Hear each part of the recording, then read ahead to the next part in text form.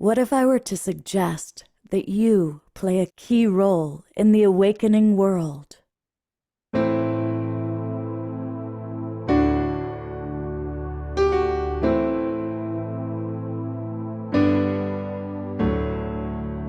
that you are watching this because you have heard the call.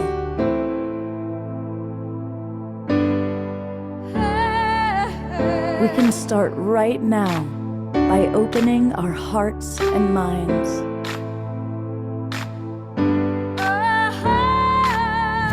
Welcome to the awakening world.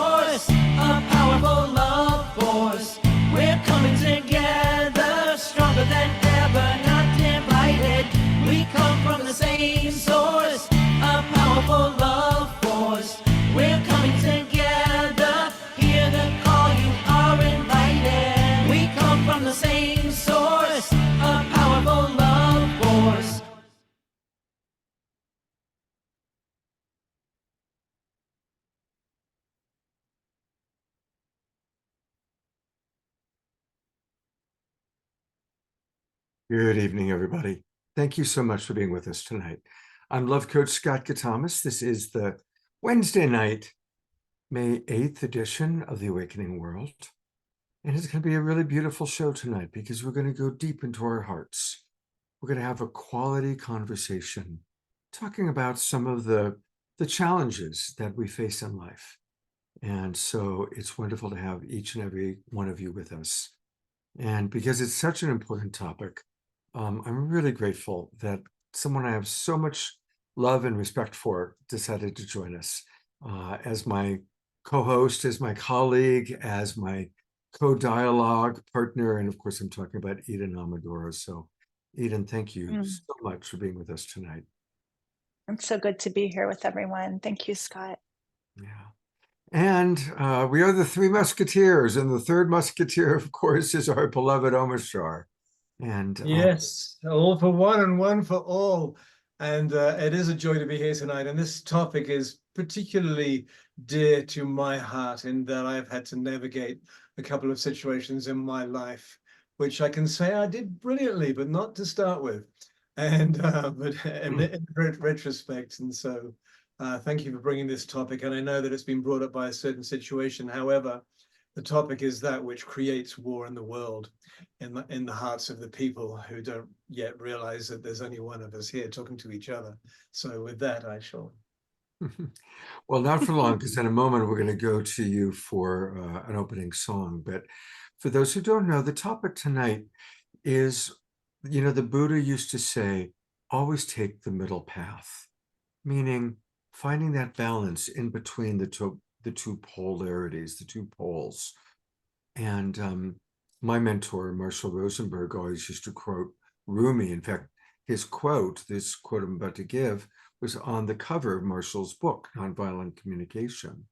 And the quote is, "Beyond the castle walls of right and wrong, there is a field of compassion. I shall like to meet you there." And that's really what tonight is all about. Let's all meet in that field of compassion outside the walls of right and wrong. Eden, anything you'd like to add as an opening, your thought about tonight? I was aware of the opening song, and we all come from the same source, a powerful love force. We stand together, united, not divided. And it's kind of like Omashar already seeded into our conversation. When we recognize there are no others, when we really get that we're all awakening together in each other's mirror, we can be a lot kinder, a lot more compassionate. So I'm looking forward to diving deeper into this conversation around the heart and compassion tonight with everyone. And I Beautiful. also really want to hear from everyone here too. That's what's exciting about this more intimate call for me. It's the participation and your stories and your love and your questions. That feels like a big part of tonight's call. Yeah. Yes. So please, everybody, fill up the chat box. Eden and I and Omashar, all three of us will keep an eye on what's going on in the chat box, and do our best to bring forward comments, questions, and include all of you. And with that, let's get the show going the way that we love to start our shows, with an Omashar song.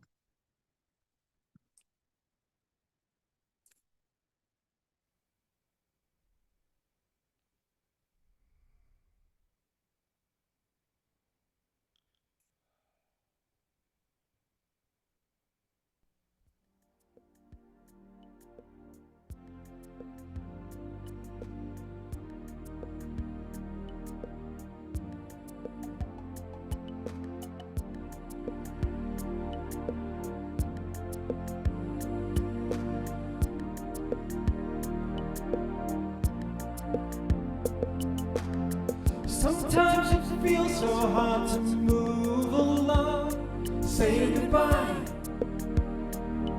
to yesterday. Take heart, my friends, there is a new song bringing us back to our homeland. When something troubles you, just call out my name. I am the one who loves you. Be still within. Hear what I say. Give me the chance to be with you. We are one heart, one mind, one soul, working together to heal. And there are no walls between us now. It's a celebration of union. So when you're feeling down and on your own, take a look around. I am in everything. Give me your burden, walk into my arms. I will lift you up, I will hold you.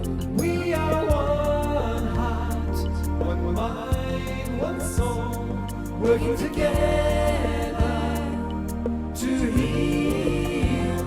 And there are no walls between us now.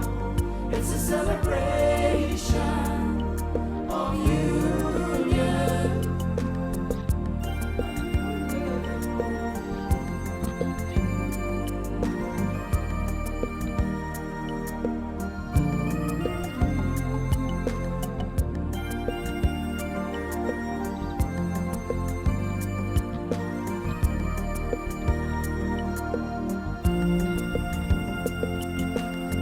We are the ones who hear the new voice calling us home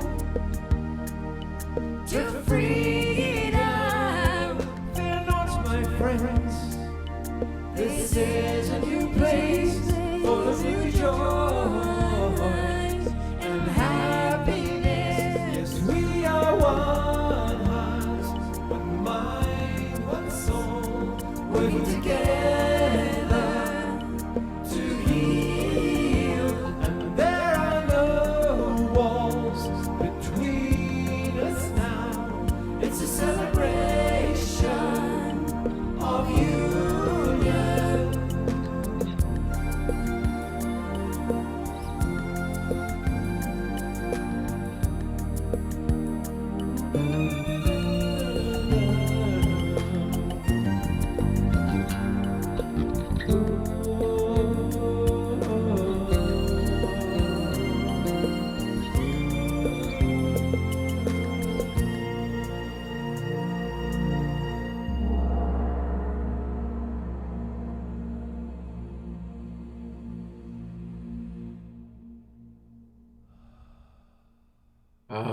Stars all twinkle, our beloved Omashar. What a perfect opening song. Absolutely perfect. Thank you, Omashar. Pleasure. I'm going to bring Eden up here. Here we go. Here's me, and here's Eden.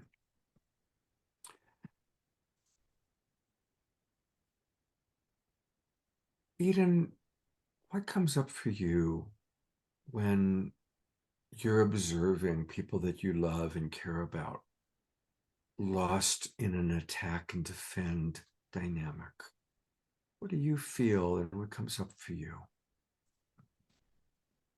This is such like the rubber hits the road moment, especially if the attack and defend dynamic seems to be aimed towards me personally. You know, when it's not coming right at me energetically, there seems to be a lot more ability to think there's a lot of upset going on over there. There's a lot of confusion. There's a lot of anger. There's a lot of story being created, right?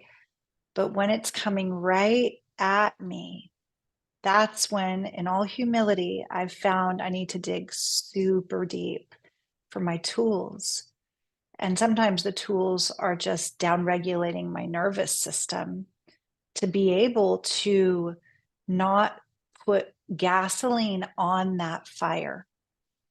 And I'm not always perfect. I'm no master at this. Every once in a while, it's like part of me goes, oh, you're not breathing and you're feeling like your whole spine is contracting. Okay, let's take a deep breath. Let's ask for a pause. Let's take space even and reassure the person, especially if it's a very close beloved, I just need to take care of my body and myself right now. And I'm going to be available later once we calm down, once it's not in a heightened attack and defend moment.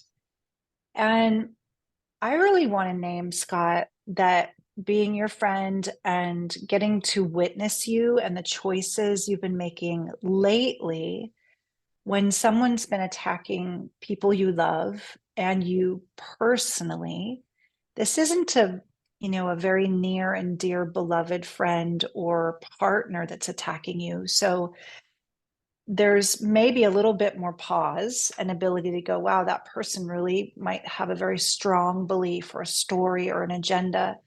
That being said, I've seen you choosing the high road, choosing compassion, choosing to hold the whole thing with a larger pattern overview. And that's been really admirable. It's really given me a lot of like, wow, here's a person who walks their talk. They're a love coach, they're a relationship coach. And here they could be bitter, angry, swearing privately, talking badly about the other person. And instead, I have witnessed you choosing to have compassion for the being that is in that attack mode or defense mode and coming back to kind of take care of yourself and nurture yourself and just breathe through the waves of not only that person, but collective. We were talking before we started kind of this like online mob mentality. So I haven't had to deal with that level of attack where it's more than just a single being and someone who may have a very personal relationship with me that's triggered because of whatever, misunderstanding, attachment wounds. My job has been taking care of my body and my nervous system first so that I can come back with more compassion, like I'm witnessing you modeling, where I can come back with a little bit more curiosity, where I can empathize even with their experience, even if the words they're saying might not be true from my perception, I can honor their feelings. But it's really one of those, like, we can talk about spiritual awakening. We could talk about how we're all awakening here. This is where the rubber hits the road around our tools, where we're going to really see how much resourcefulness we have when there's that attack energy that feels unsafe. Because of course our bodies, our egos, they're not all bad. Their job is to keep the body alive, right? It's like the driver and the body, but the heart is really the greater determiner.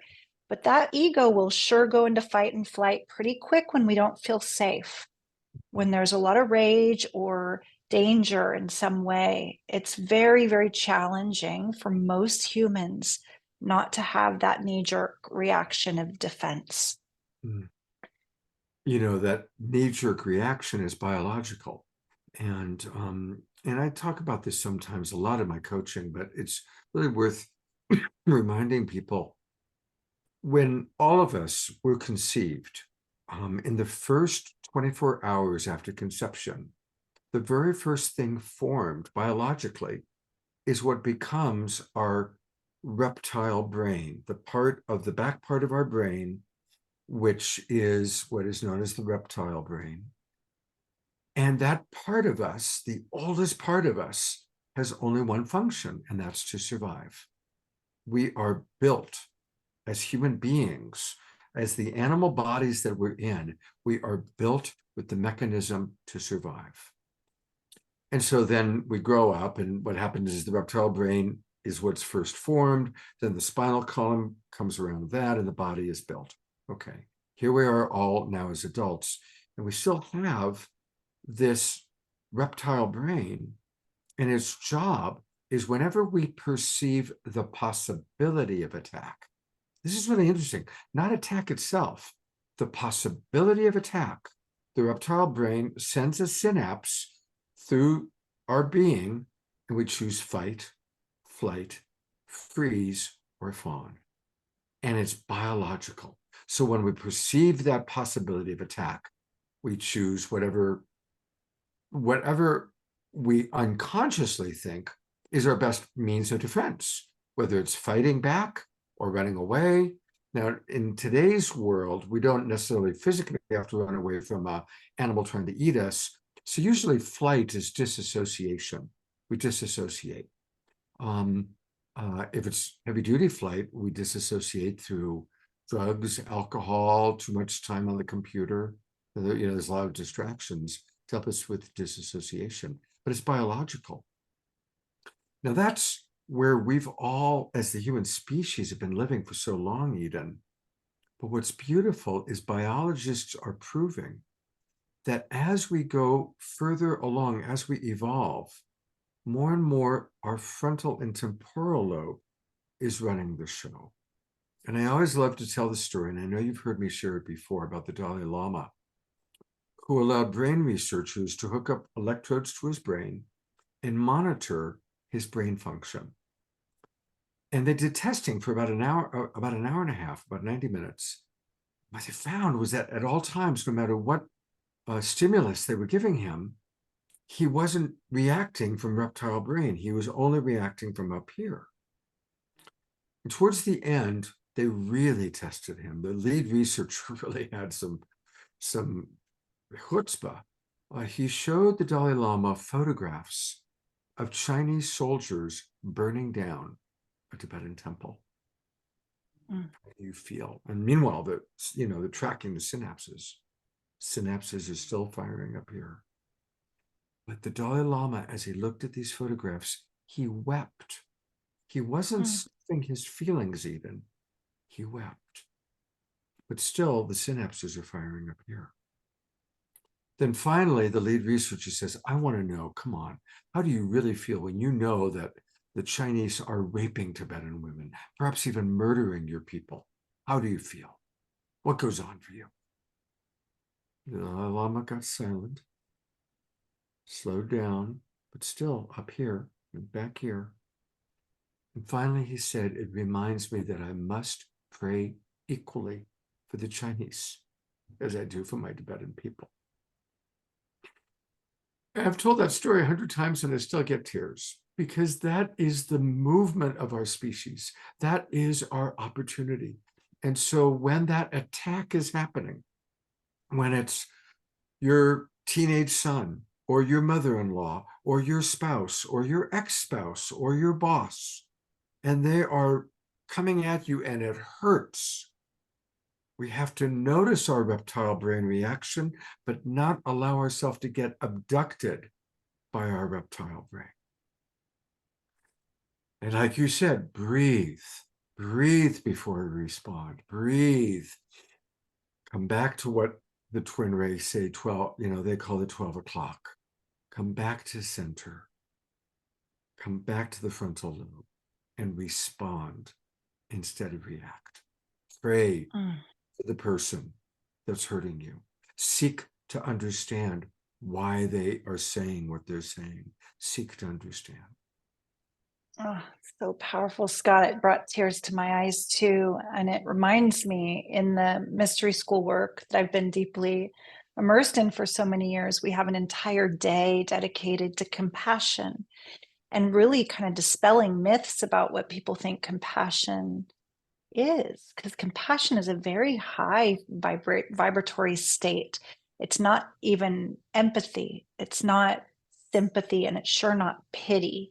Compassion is being with suffering, like the Dalai Lama was able to be with the images, he could feel the suffering, but not to collapse into despair or meet the suffering where it is. And that's when that reptilian brain, when it contracts into fight, flight, freeze, or fawn.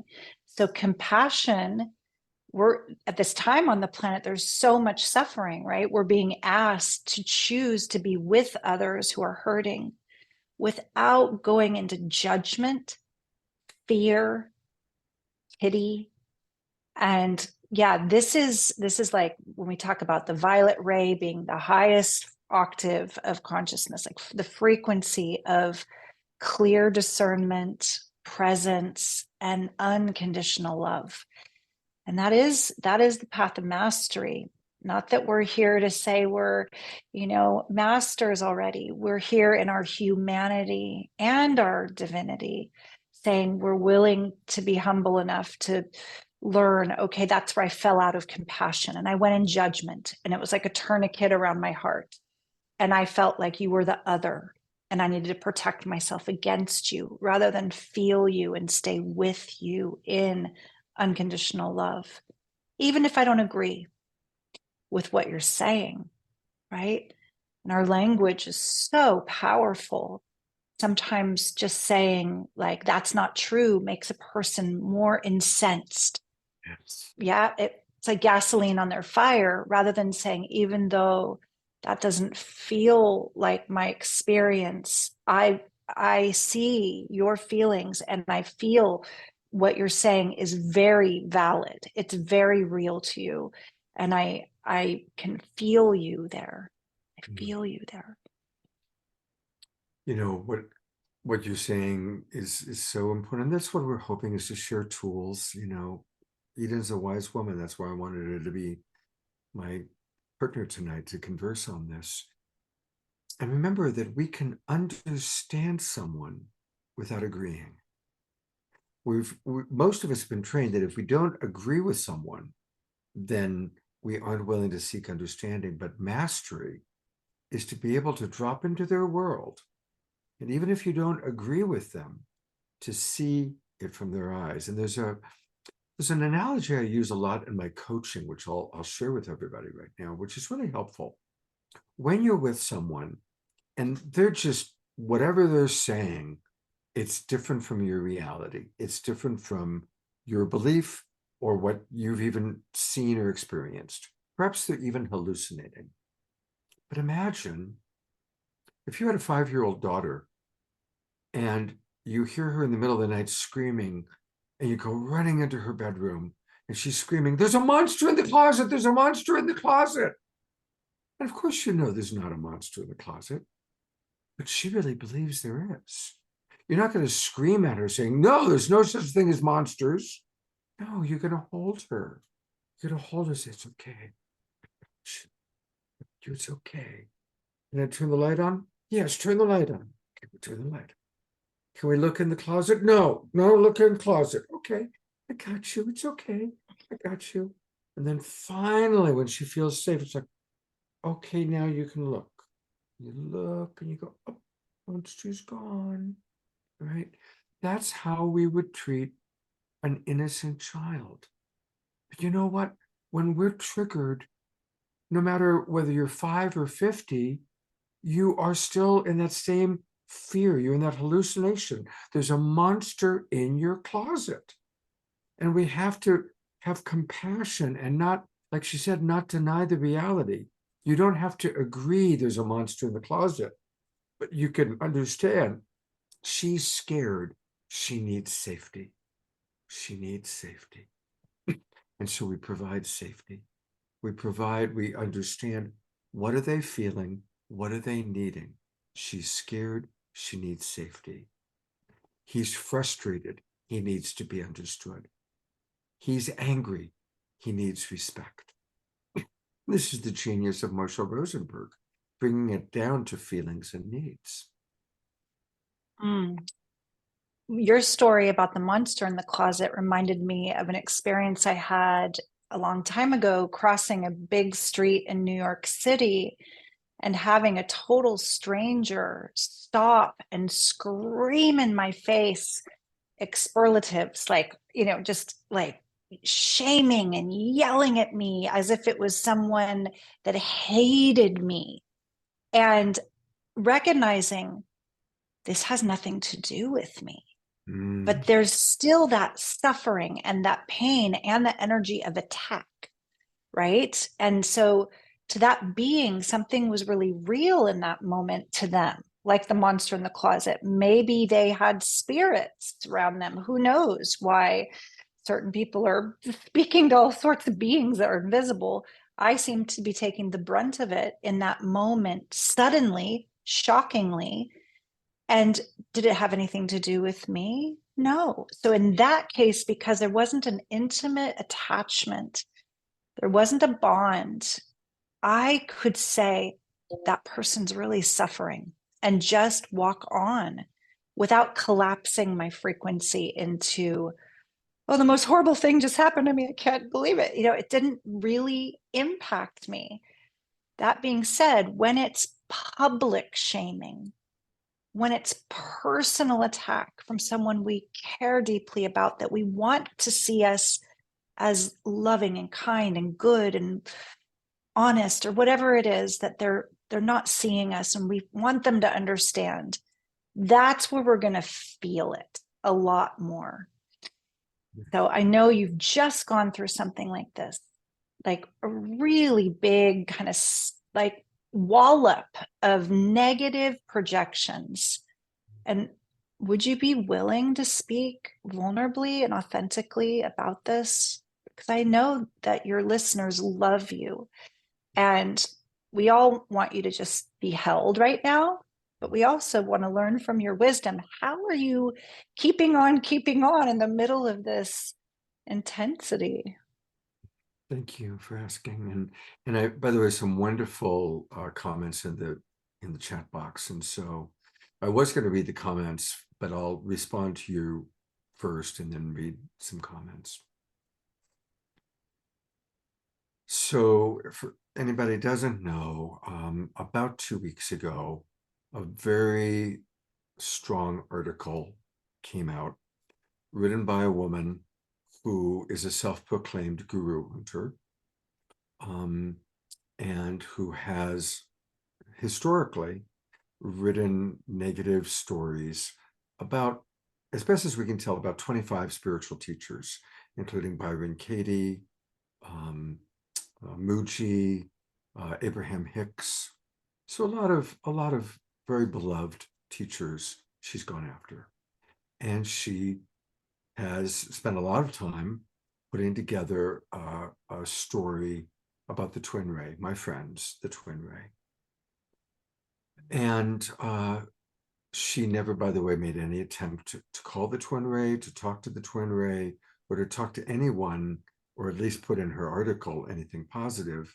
It's a real hit piece. It's and makes them out to look like con artists and to not look good.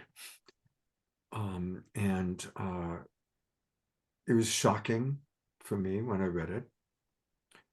But even more shocking was how many people were believing it. How many people were like immediately just assuming because it's in writing that somehow these things are true. And so I chose right away that night, I felt very inspired to make a video, sharing my direct experience of the twin ray, how I've experienced them. And, you know, I've known them for 4 years. I've lived in their home. I've seen them morning, noon, and night. And I just shared my experience because my direct experience, having spent a lot of time with them, is they are very well intentioned. They are always consistently loving, compassionate. They're always the same. I mean, again, I've been with them early in the morning. I've been with them late at night. They're always the same. Now that's a pretty, for me, that's a big sign of a high level of evolution. When someone's not all over the place, you know, they're really nice in person, but then, you know, behind closed doors, they're yelling and screaming at people. I've never, ever once seen the twin ray, either of them, yell at somebody or be harsh with somebody. Never in 4 years, including, by the way, the last 2 weeks. And I've been on the phone with them or on Zoom with them almost every day. And they're still maintaining that level of consistent compassion and care and kindness. So anyway, I created a video, which I posted that night. And it got a lot of attention. It's gotten about 2,000 views now and a lot of comments, hundreds of comments. And the comments really ranged. And it was interesting to see. I want to say one of the ways I've gone through it, I've gotten so much love. So thank you. And a lot of the people in the Zoom room right now have sent me loving messages. And that really goes a long way. And thank you, Eden and Omashar. And those of you who have sent loving messages, I want you to know it's really meant a lot to me. Thank you. I really appreciate the middle range. And that's who I really want to acknowledge. A lot of people who are like, well, you know, I am wondering how much of this is true. What, you know, are these allegations true? And so I really appreciate the people that are like, okay, that this raises red flags, this raises questions, and want to know the answers. And so that's a very, for me, healthy and legitimate response. So I acknowledge that. And then there's the people that break my heart that automatically believe this is true or all of it's true and jump on a bandwagon. I always knew they were frauds. I always knew they were fake. Scott, you have no discernment. Your reputation is ruined now that you would go out in favor of or promoting these people. And that hurt. That hurts.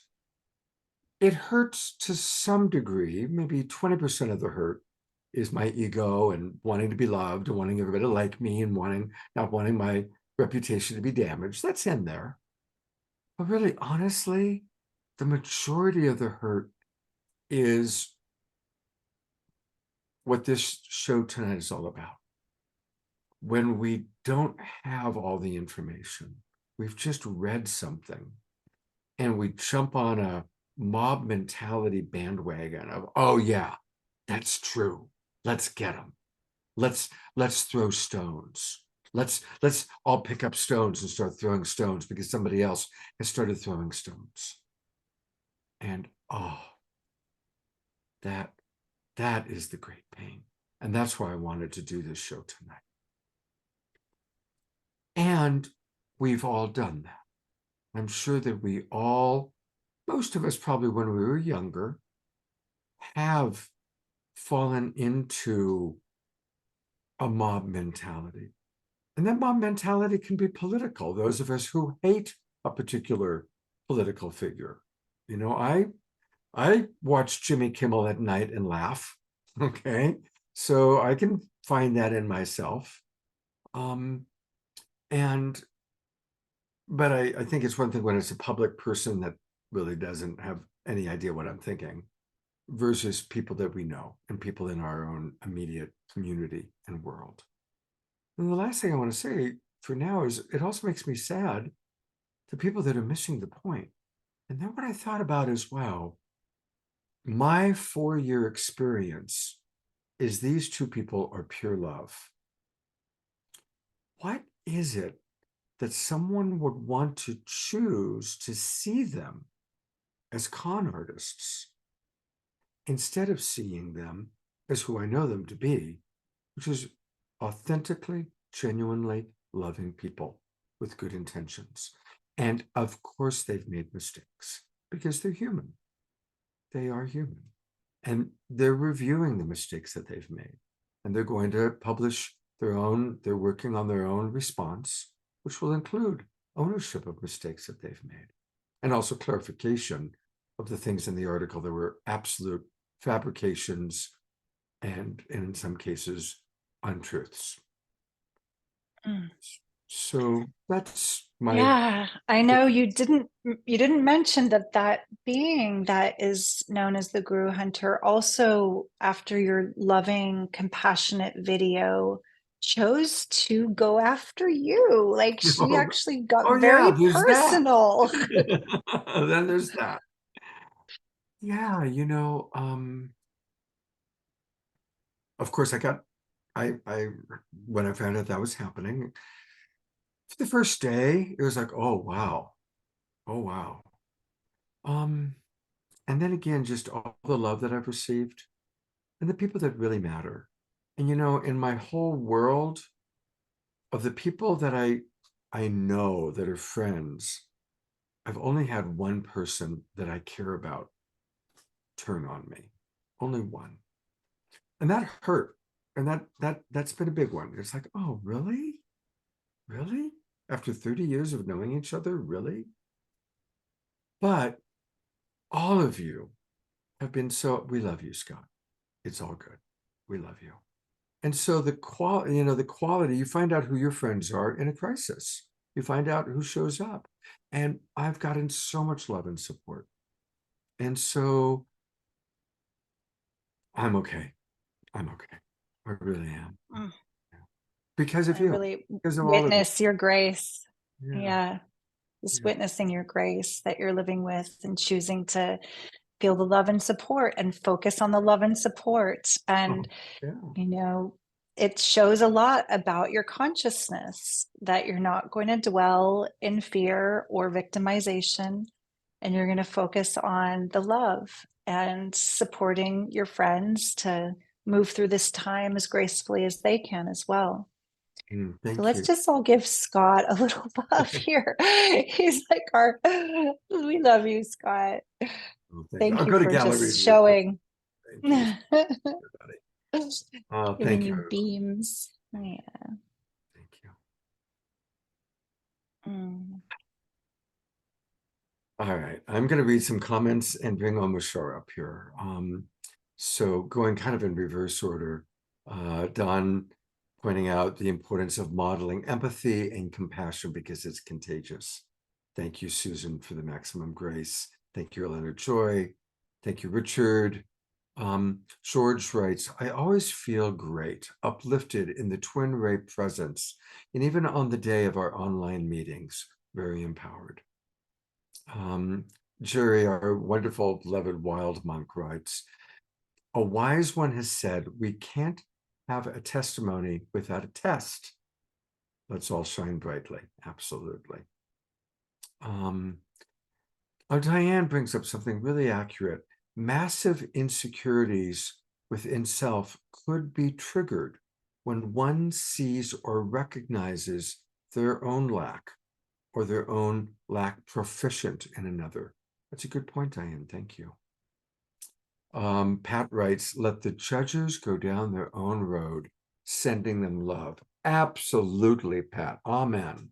That is I resonate strongly with that. Yes. Let them go down their road and we bless them on the way. We don't curse them on the way down the road. earlier today, somebody sent me a beautiful poem of support. And one of the lines that stuck out is, be in the goodness while being discerning.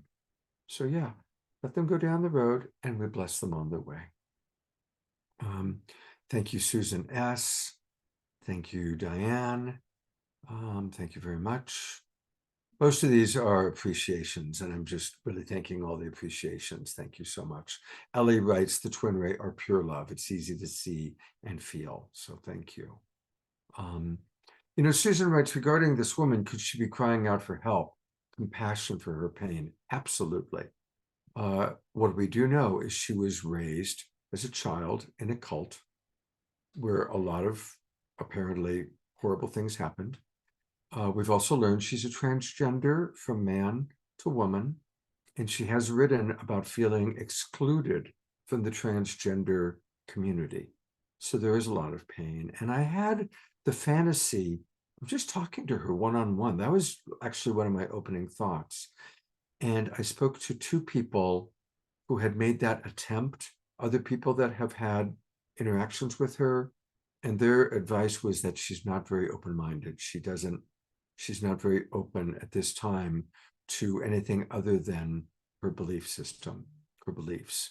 And so that It's really a shame. It's such a shame. I was thinking, oh, that would be an amazing breakthrough conversation with you, because you're just such a master at nonviolent communication. To even have that conversation would be amazing. And you know, if she's watching or ever watches this, I am absolutely open to the conversation if there's truly an open heart. So here's the question. Are you willing? Anybody that's a hater or anybody who's on the side of anti, are you open to the possibility that these two people are actually wonderful human beings? Wonderful human beings. And if you're open to that possibility, let's have a conversation. And if you're not open to that possibility, let's not waste each other's time. Those are my thoughts. I see there's a lot of other comments that have come in. Do you want to pick and choose and read some of them, Eden? But you're muted. You're muted. Thank you. I said I'd love to. Susan says, people who can't love and feel unloved can't always believe that love is real. So it feels like a farce to someone who can't feel it in themselves. And above that, Terry, you're very cute with your little emoji. There are 3 sides to every story. Bottom line, when the poop hits the fan, that's when you learn a lot about people and who are truly supportive, or at least not make things worse. Over time, the dust will settle and things will improve. She's just giving you lots of encouragement still, Scott. There's some people who have their hands up, some people who would love to speak tonight. Ellie, who I know has worked with a lot of shamanic healing and clearing of entities, is sharing her wisdom in the chat around people raised in a cult probably have lots of trauma and entities. It can be very complicated. Yes. Richard says she wants others to be open-minded, but for her, not the other way around. And just so much love is coming in. Karen says, we love you so much, Scott. We are with you. Wisdom again from Susan. People project onto others the darkness they believe inside themselves. Yeah, there's a metaphysical quote from the Mystery School that says, as viewed, so appears. We live in a world of reflection and projection. So navigating that, remembering, often you're all great wisdom teachers too. You know this, that we see what we believe. We see what we expect to see. It's like we're projecting the movie outside of us. Yeah, there's one more comment here. Oh yeah, Scott says he will bring people on and invites us when we speak to come from our hearts, our love, and our compassion, to really bring your wisdom, bring your medicine. And I'd like to encourage the art of quintessentializing, instead of a lot of story, just like the nugget that you want to share, right? It's like the powerful piece that's medicine for the whole here. tonight. Let's to model that. Let's start off with our beloved brother Omashar. And Omashar, what are your thoughts? What would you like to share? What would you like to bring in? I have too many thoughts, and luckily some of the seeds that Eden is putting in here are leading me on, because I've had all through my life I've been now that I'm on the screen by myself, I'm blanking out. All through my life, I've been accused of things that I haven't committed, I haven't done. Always, always, always, always. And ever since first school, and then then you get the whole schoolroom turning around to you and pointing their finger and going, "Aha! I know it's you because you've gone all red in your face, right?" And so it built up from there. And this precursor of early programming, being in a society which does not, let's say, love individuality. I spent many decades building up a community around the world, and of people who loved my music and loved what I espouse. And I spent over a decade in Hawaii in as a music director for the Unity Church over there whilst traveling. Anyway, a situation happened. I mentioned it a few weeks ago on the show here, and I'm not going to go into the story because luckily Eden said, let's bring out the nugget for everybody, which is very true because the story is just a story. It's just a bloody story. And it gets so boring and it's repeated by pretty much everyone on the planet. But suffice it to say that I was accused of something that I didn't do, and I was beaten up by the police, and all sorts of nefarious, horrible things happened to me because of whatever projections that the police thought that was happening in the situation. And then I ended up on the front page of a newspaper with a black eye in a jumpsuit, an orange jumpsuit, chains and everything. It was not cool. The policeman, the police that took the photo were cool. We were having a laugh. They even said, "Oh, Omashar, what are you doing?" I said, I'm a musician. And they, on the computer, they brought up one of my videos whilst they were booking me. It's like, this is an oxymoron right here. But anyway, that's levity to help me out of my depth there.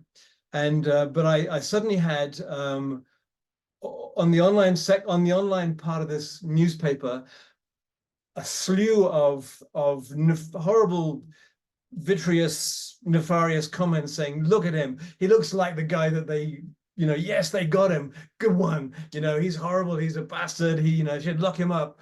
Because I looked the part. I mean, I did. It's pretty cool. It was very uncool, but anyway, this is the guy goes out, the person that goes out with the torch, and says, "Yeah, he's up there in Transylvania." And then all of the people with the pitchforks go, "Yeah, let's go and get him," and stone them. And so what happened from that was I suddenly found out who my fair weather friends were very quickly, very quickly. I had a community of hundreds of people within the island that I was on, and thousands of people around the world who were suddenly alerted of this situation with Omashar through a fundraising program before the person who put out the fundraising program even asked me what actually happened.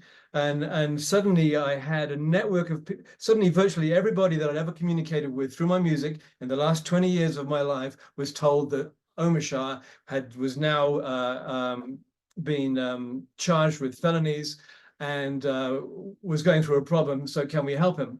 Hire a lawyer and all that. And a lot of people did help me. They gave me a huge amount of money, unbelievable. But the nugget out of this is it's taken me ages to extrapolate my loathing to all these people who blamed me for this thing that I could have no defense against. I was in jail, had no defense. Even the lawyer was told the untruths, and so he went down a defense road that led me into actually having to plead no contest, which I have found out later means that you just pleaded guilty. And so I had so much egg on my face. Not only was it personal, not only was it my community, but it was everybody who I'd built up the last 2-3 decades of my life around the world now backing off. How many of those were fair weather friends? Were hundreds, hundreds. Holy crap. And then, but the nux of this is, for me, I'm an ascending being, resurrecting my thought forms and everything as we walk along. And I know that I have to forgive every single person in this act of this story that I was a part of. And how do I, what part in me even cares that I have egg on my face? Who gives a SH1T? Who cares? Because I know the truth of my being. I know the truth of my awakening. I know why we're all gathered here on the show together, because we're awakening together and we're sharing tools, and hopefully not too much story. So Scott or somebody come on and guide me a bit here. And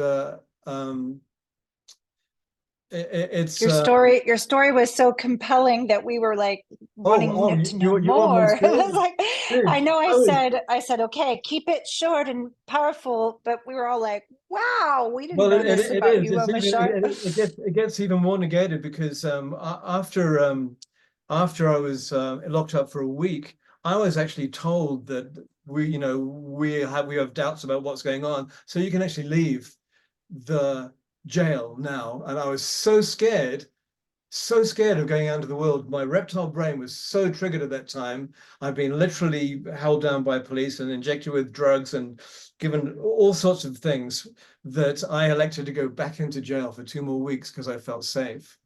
And Oh, wow.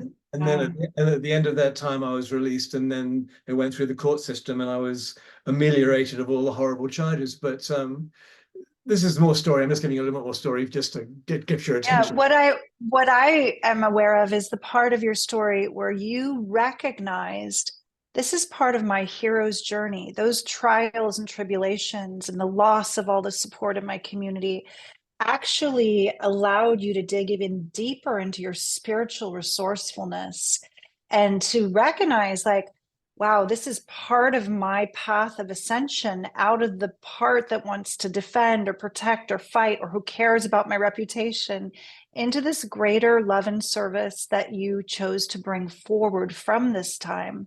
It's amazing, and over the last this was now 3.5 years ago, and over the last 2 years, I mean, every day I'm working with it, but my mind in an idle time will try and bring up one character out of the story and put blame on them, and I immediately go, okay, I forgive you, I love you, I let you go.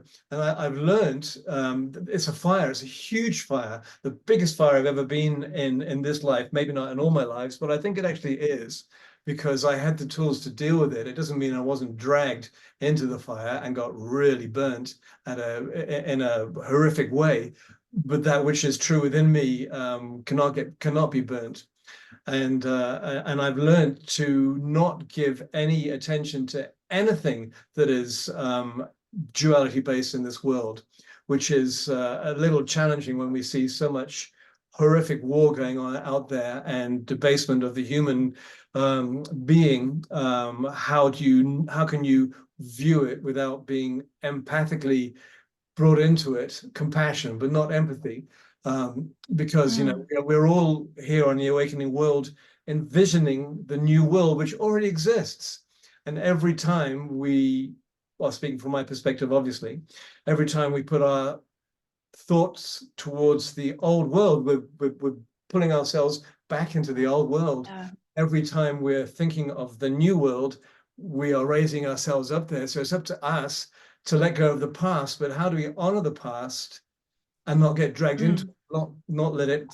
I want to just illuminate something you said, because you're so full of wisdom and you're giving us so much pretty quickly now, but there's something you said you do that I really like to go back to, because I think it'll serve all of our viewers. You said that when one of the characters from the past comes back up in your consciousness, instead of letting yourself go down the blame shame spiral, you consciously forgive them. And that right there is powerful. That's freedom. that choice right there to choose forgiveness instead of contract and hate or blame or feel victimized again, that is a path of mastery. So I just want to recognize that practice that you've been doing and amplify that as a possibility for all of us. That's right. That's powerful. Yes, and Richard, yes, I hear about cutting cords, but it's almost even more than that, in that I am choosing to see the enlightened part of this person who I'm blaming. And also one last thing I'll say here is that the monkey mind, the ego mind, does not want to give up its seat, and the seat that it thought that it had. And so they'll use one person and I'll forgive that person, then another week will go by, and then someone else will come up. And if that doesn't catch my attention, they'll bring a child into my attention who I have more compassion and empathy for, and say, blame that person. And so it's a constant weeding. Well, thank you for the deep work. It's an amazing story. Scott, I have this quote that at some point tonight I'd love to read because it's so powerful. It has to do with what Omashar just shared and what you and the Twin Ray are going through. Are you open to it now? Yeah, perfect timing. Okay. All right. This is by Jean Houston. And I just invite you to take it in. You can even close your eyes, put a hand on your heart. This is where we expand out of the duality pair of trust and betrayal. The key to unifying the duality of trust and betrayal, and thus redeeming all of our betrayals, like Omashar's doing, is forgiveness. Anyone can forgive a petty matter. But if you've been involved in a situation of deep trusting, of mutual flowing into one another, of rich coherence, in which you've shared your soul, and then you've been betrayed, forgiveness takes on a momentous evolutionary potency. Only forgiveness will allow you to return to the garden after the gaining of awareness that opens that gateway into fully conscious partnership with divine creation. Through genuine forgiveness, love is restored and the deeper evolutionary soul potential is revealed. So this is, it's a really long writing. I'm going to stop there because, we've all felt like we have been betrayed. And I bet everybody here can find some moment, even back to childhood, where we've been the betrayer, where we've been the one that needs to ask the forgiveness. We get to be all characters in this Hall of Mirrors curriculum at some point or another. So deep work in forgiveness. I want to riff on that and say that I've come to believe that there can't, or there rarely can be, authentic forgiveness until there's compassionate understanding. Otherwise, it's just, who can relate to, you've been wronged by somebody, but you have a spiritual moment, you forget, you go into you say, I forgive you, and then you realize a day later, a week later, a year later, you really haven't forgiven them. Who's had that experience? I'm imagining most of us. Real forgiveness, and I've coached 1,000 couples now, and that's included dozens of situations where there's been extreme broken trust, where, a couple come to me and he's had an affair and she's shocked and devastated and they have children. And is there any way we could save this marriage? And yes, they can.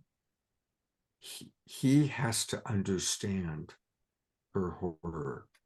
He has to understand and feel her shock, her horror, her broken trust, not for the purpose of a guilt trip, but for the purpose of her being understood at the deepest level possible. And she needs to understand why he did it. Not to condone it, but to understand it. And when I've been able to successfully help a couple really drop into profound understanding, Dalai Lama level of understanding, that's when the healing takes place. And some couples have grown even closer, even after such a big hurt. So Wow. forgiveness has to be preceded by mutual understanding. The other thing, too, that's a danger with forgiveness is it can fall into right, wrong. You hurt me, you betrayed me, therefore let me see what I need to forgive you. And it can create that. And instead, it's like, ideally meeting as two beings, again, meeting in that field outside the castle walls of right and wrong, and compassionate understanding of understanding the very real hurt, the very real consequence of the choice made. Yeah. And In when, this case, yeah, you're pointing to what it takes to restore intimacy, right? For people to stay connected, to stay in that closeness of the heart together, to return to that. And you're just such a gift to these couples that you're bridging so that they can return to the open heart. And I know in some cases, like with you and the author of this article, or with Omashar and those accusers of his false, accusations, that's not ever really going to be possible.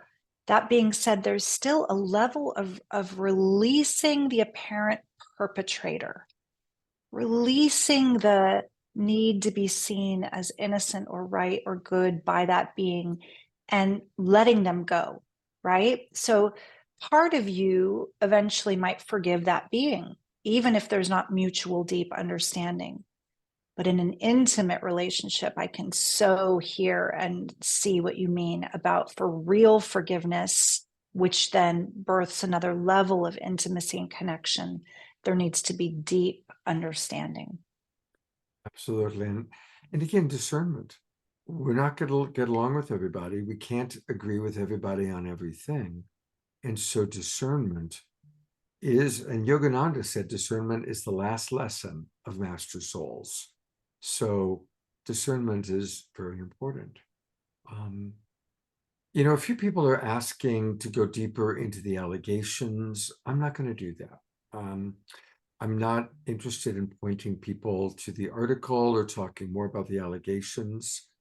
Again, I want to take the high road.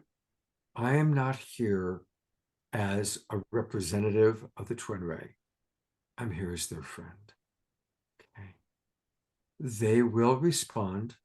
Of course, they're working on a response. I've spent a lot of time hearing their thoughts about response, sharing my thoughts about a response. A response is coming. And what they've wisely chosen to do is not react and engage in a back and forth with a woman who's not a genuine journalist, but who's a guru hunter. They're not going to engage. Instead, what they're doing is crafting a very well thought out, this is who we are. This is what we stand for. This is not who we are.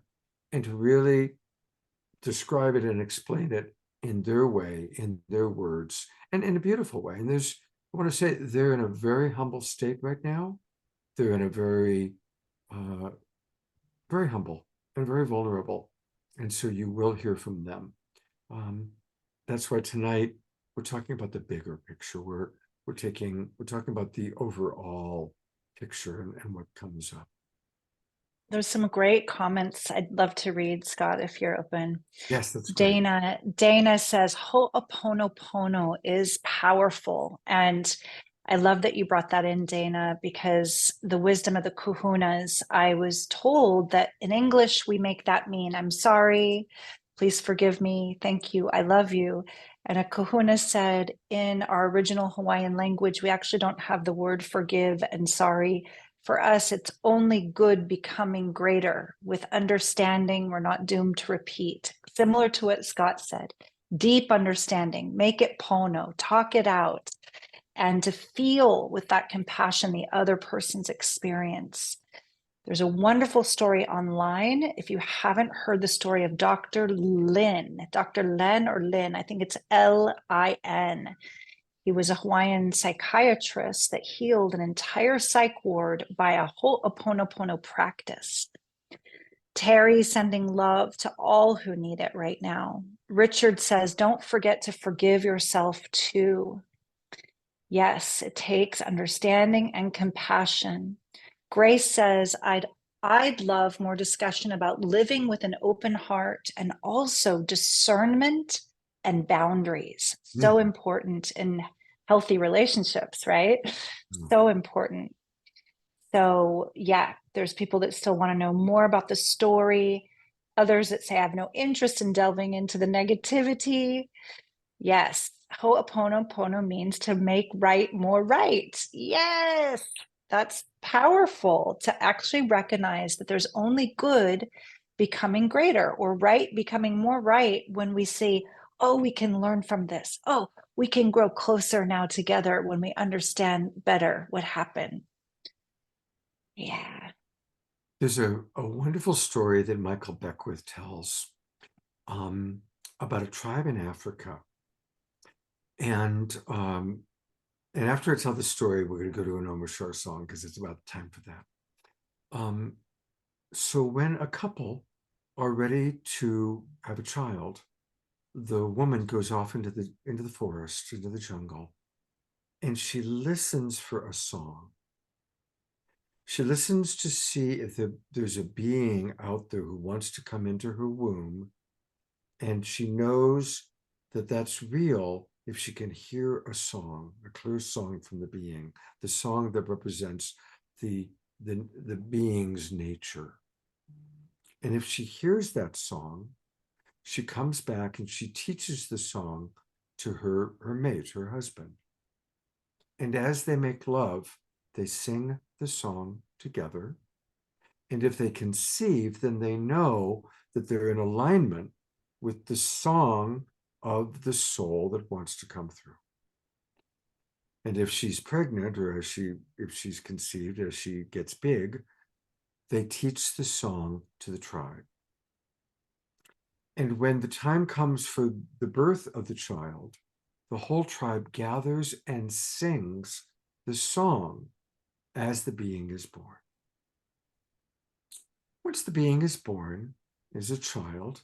When the child does something that needs correction, if it's a small thing, the mother sings the song to the child to help the child remember who he or she really is. If it's a bigger thing, then the family sings the song. And if as an adult, that being commits a significant misstep, a sin, which is missing the mark, the entire tribe, there's no punishment. This tribe does not believe in punishment. The whole tribe gathers around the being and sings the song of its soul to remind the being who they truly are. And when the being passes away and dies, as they burn the body, the tribe sings the song one last time. Powerful, Scott. Let's all remember to do that. Let's not punish each other. Let's not hold each other in the prison of what you did that hurt me. Let's try to remember to see the divinity in the being. And we can still set boundaries. That's another talk. We'll talk about that, talk about boundaries later. But any last thoughts before we go to Omashar for his song? My heart just feels like just receiving your transmission. It's so beautiful. I know this story has come through Michael Beckwith, but it's coming through you in such an elegant way tonight. And Thank you. I think it brought tears to our eyes. Thank you so much for that reminder to sing each other's soul songs and see each other as souls. Thank you, Eden. Let's go to Omashar.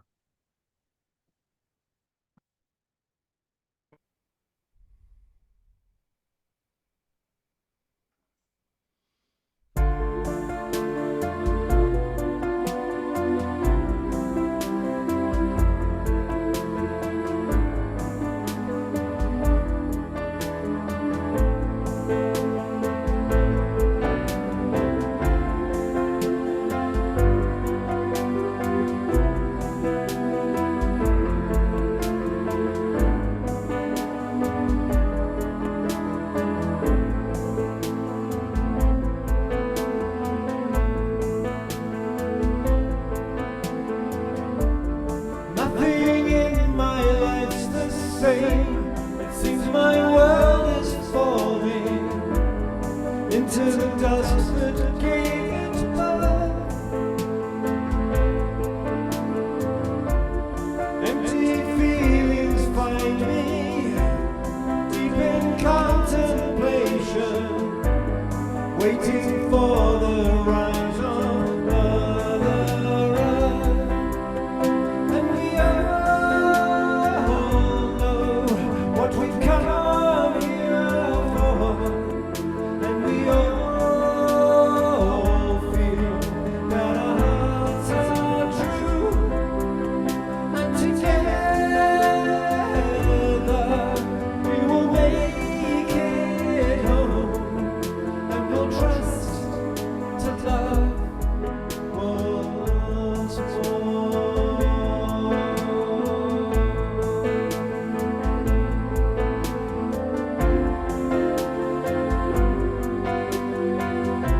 La, la, la, la, la,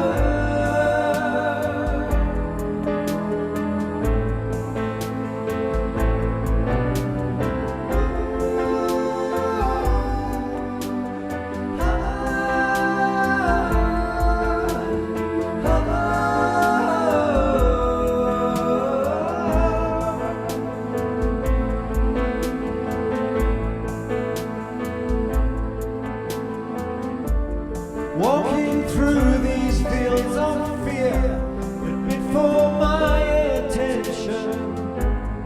I don't live here anymore. I surrender to the flow that gives me new direction. All that's left to do is trust and fly. And we all know what we've come here for, and we all feel that our hearts are true, and together we will make it home, and we'll trust to love once more.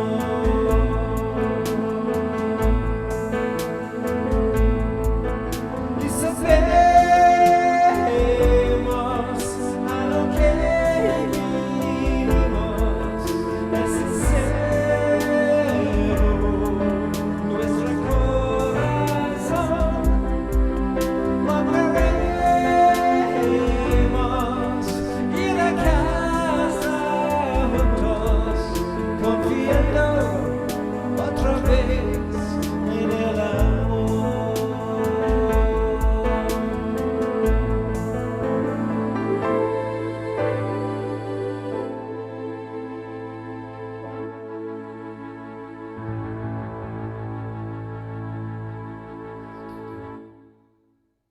Let's all go to gallery view and twinkle our beloved brother. Thank you so much, Omashar. Thank you. Mm. Ah, Where are you, Scott? You want to come in too? I do. I was looking for myself.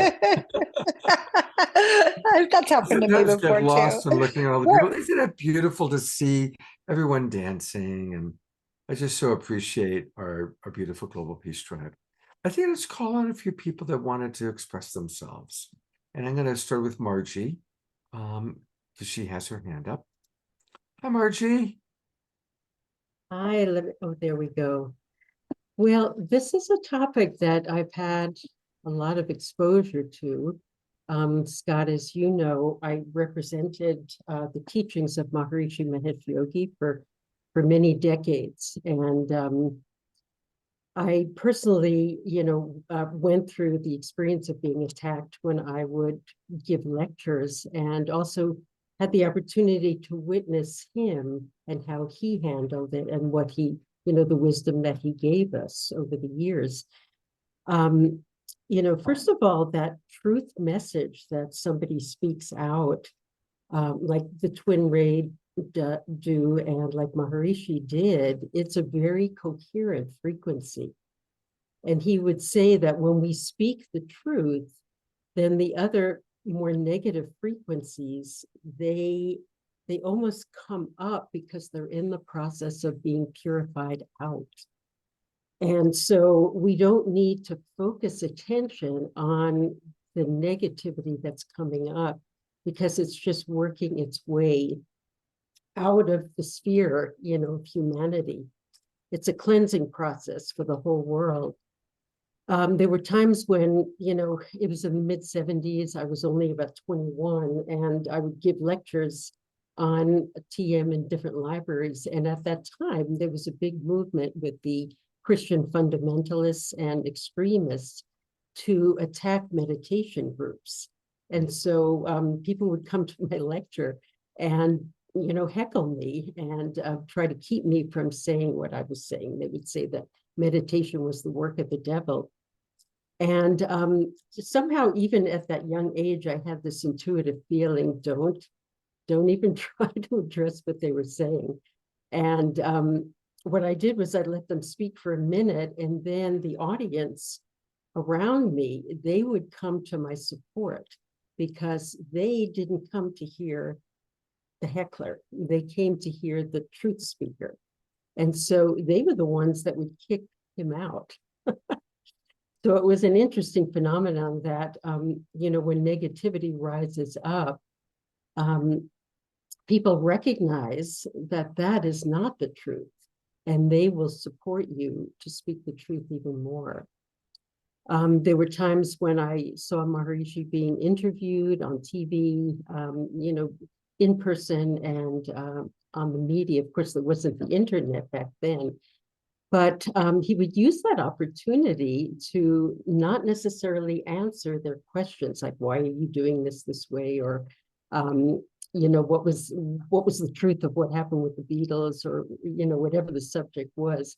He would just use his platform as an opportunity to speak even more truth.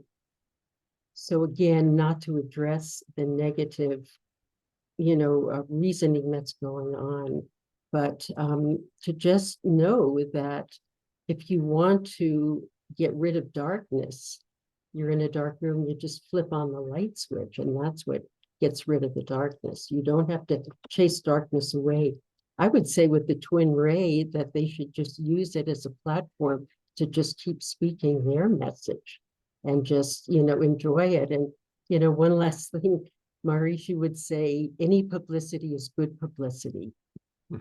And that it just brings out their teachings and their chance to, to express their side of it even more. And it also gave him the opportunity to be more bold. So we know that if the darkness is being revved up and chased out, just be even more bold to speak the truth. Anyway, that's my contribution. It's a subject that is, I had to live through it, and so I just wanted to say something about it. Thank you, Margie. I really appreciate that. And it is a very similar situation. So it's very, very relevant what you've been sharing. Thank you so much. Katrina just wrote, what a great share.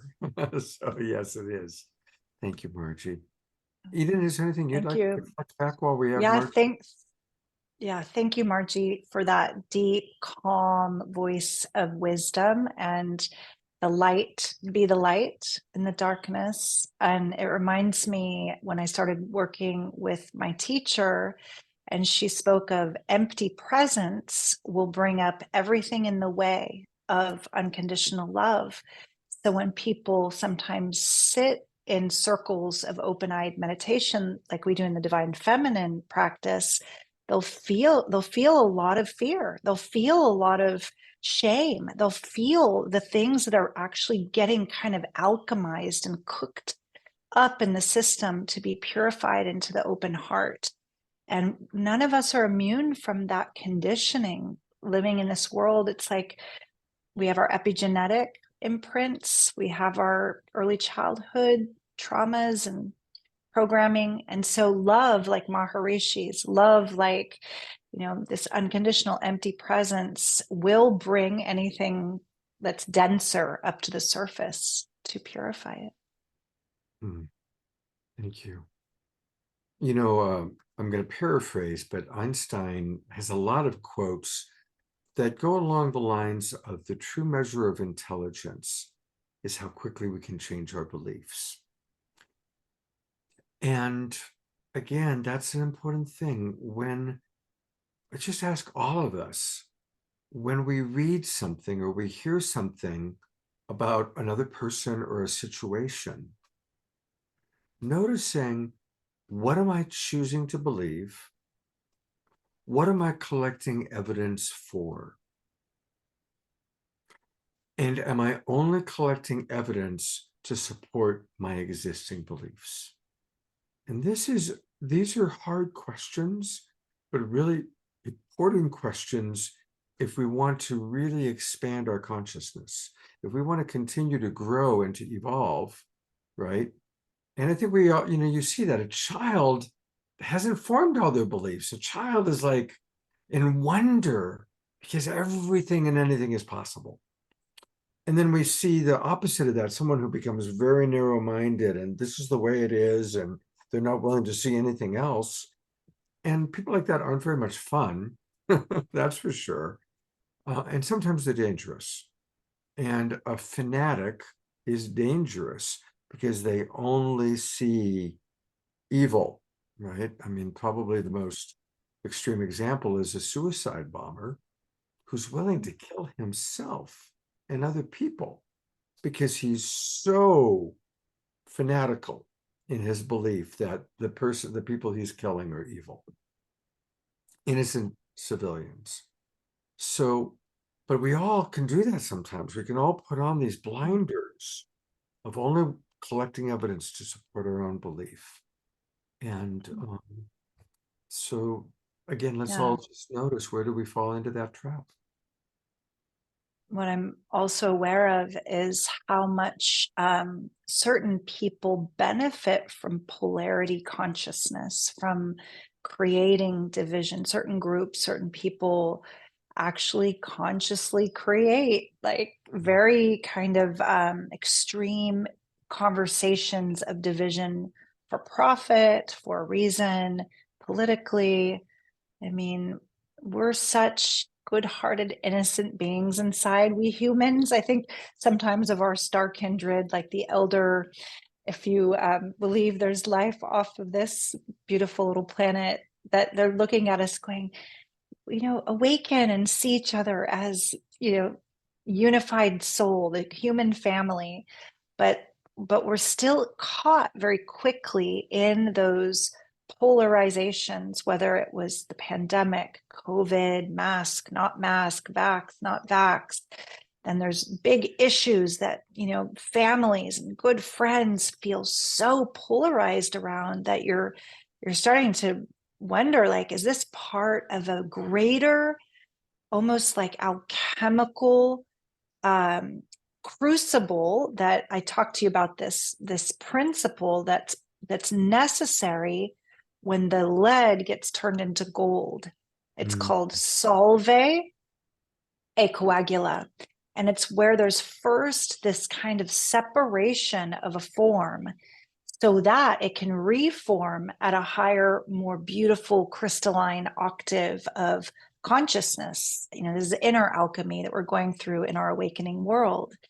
And the key, the healing balm is, even while things seem to be falling apart or separating and we're losing friends, or our family won't invite us over for Thanksgiving or whatever it is, that we can stay in compassion and witness and watch as things change again and come back together again. Hopefully in different formations, sometimes different communities, sometimes different beloveds, sometimes, but we keep our hearts open for that reformation. So we have some great shares. I don't know if you're noticing all the good shares popping in. I'll share Katrina's, and then maybe you can share Dina and Grace's. So Katrina, our dear friend, who was on the show just last week, I believe it was, or 2 weeks ago, shares about authentic relating, and she's put into the chat box the link, but for everybody watching on Facebook, I'm going to go to it. There's a wonderful training called Authentic Relating Training, and there are 5 practices. So we'll scroll through quickly. The 5 practices are: the first one, welcome everything. The second practice of quality authentic relating, assume nothing. There's a quote from Abraham Lincoln: "I don't like that man, so I must get to know him better." Thank you, Abe. Third practice, reveal your experience. The more personal and introspective a work of art is, the more universal it becomes. Beautiful. The fourth practice, own your experience. Just really own it. This is my experience. It may not be true for anybody else. And the fifth and final practice is to honor self and honor the other. So thank you, Katrina. Those are beautiful practices and beautiful tools, beautiful reminders for all of us. Eden, what do you want to read and share? Yes, Carol's very wise brief share, conditional versus unconditional, right? We're living in a conditional world, but we can bring more unconditional love to it. Grace Denise says, that was wonderful. Oh, to Margie, seeing as the opportunity to speak truth more clearly, to shine light and see the darkness disappear, what Maharishi would choose time and time again. Instead of kind of going into the gossip frequency, into the dense negative, whatever projection frequency, Maharishi chose to use the platform, the attention, to keep transmitting something of value in the light. Dana says, spiritual light seems to naturally, and even without specific intention, bring to light the darkness, unhealed aspects of others. Then, if they're not ready or willing to grow and evolve, they may turn against the source of the light for no apparent linear reason. This has happened to me a number of times in soul connections where I had a lot of love and care for the person, and it was very hurtful for me, even though I've tried to understand it from this perspective. I think that we've been there with you, Dana. I have a personal story about that one too. Yes, there's some comments about lack of skills in the general public with discernment, possibly, or the desire to take an action or stance to be seen. I know there's a lot of desktop warriors typing out their angry rants and judgments, but they're not in the room with the person. They're not actually feeling the other's humanity, and they're hiding behind their computer, right? Everybody can shame and blame from behind their digital device, but really we're rising above that kind of low frequency. Susan says, inclusion and exclusion are so important. When a person feels excluded, they strike out. And she's mentioning that a lot of school shootings happen from children who are really suffering, really, really in some traumatized, lonely state. Ellie says that's a lot of what road rage is also about. Oh yeah, I think that everyone here can relate to being on the receiving side of some pretty intense energy at some point or another in their lives. And I know that we've received a lot of gifts so far, a lot of tools so far. I have a personal story. I wasn't sure if I was going to tell this one, but one of the most challenging things I faced probably, oh wow, this is about 10 years ago, was being in a deep love story at that time with a musician. And we were really working hard. We were doing our spiritual practice together. And sometimes we come with so much trauma. And this particular being, he was a lot more verbally abusive, we'll say, like name calling, attacking energy than my nervous system could handle when the trauma would come up. And in the end, I needed to say, this is complete. This was my truth. And I know others have been there. You can love someone, you can be in love with someone. And if it's a toxic, codependent relationship and you start to awaken to it and see it, you can only really change yourself sometimes if the other is not willing to do the work. So in that case, I was the one that I was like, I'm needing to call quits. And that being did not want me to end the relationship. Several months later, because my daughter was also connected to him and his family and his older sister, my daughter spent time with his older sister and told me, oh, he's written a new album. And I was happy for him. I was like, oh, he got his muse back, his voice back, his inspiration. Because when we were together, he had said, I can't sing anymore. I've lost my voice. You sing, we'll co-write. Anyway, long story short, the entire album was about me being a demoness. So I was publicly slandered and shamed, and about 10 songs on this album. And I really sat with it for a moment, like, how can a person that I loved so much choose to go so black and white, so polarized into all bad and project that on me? And then I really came to the place where I saw him as stuck in pain. He got stuck. And it felt, I guess, cathartic to be in that frequency of blame. And in that moment, I chose to release it completely, to not fight against it, not contest it being put out publicly. And it kind of just disappeared out of my field. Just, it's like gone. The being disappeared. Any care about the music or who would hear it or know it was about me disappeared. And that's kind of like Omashar's story. It's like you sometimes think about the person and then in that moment, just forgive. So we've all been there in some way or another. Thank you for sharing your story. And of course, it wasn't about you because you're not a demoness. It was about his projection. Yeah. And as you were telling the story, it reminded me of something I'd like to share. One of my favorite teachings from my mentor, Marshall Rosenberg, the founder of Nonviolent Communication.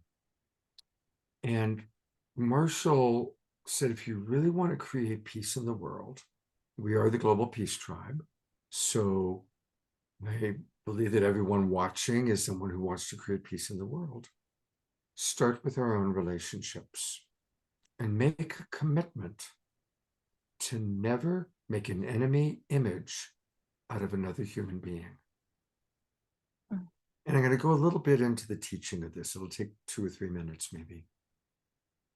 You know, when soldiers are training, getting ready to go to war, one of the first things that is done is to dehumanize the enemy. You know, my grandfather, when he fought in World War II, he wasn't trained to kill Hans, Jürgen, or Peter. He was trained to kill the evil Nazis. Or if he had been sent to Japan, it would have been the dirty Japs. In our contemporary time, the training for people who are flying drones and dropping bombs are not taught, you know, you're going to be dropping a bomb on a family and his name is Abdul and Rasuli and Mohammed. No, they're the evil terrorists. But we dehumanize, so we all can see the dehumanization there. It's obvious.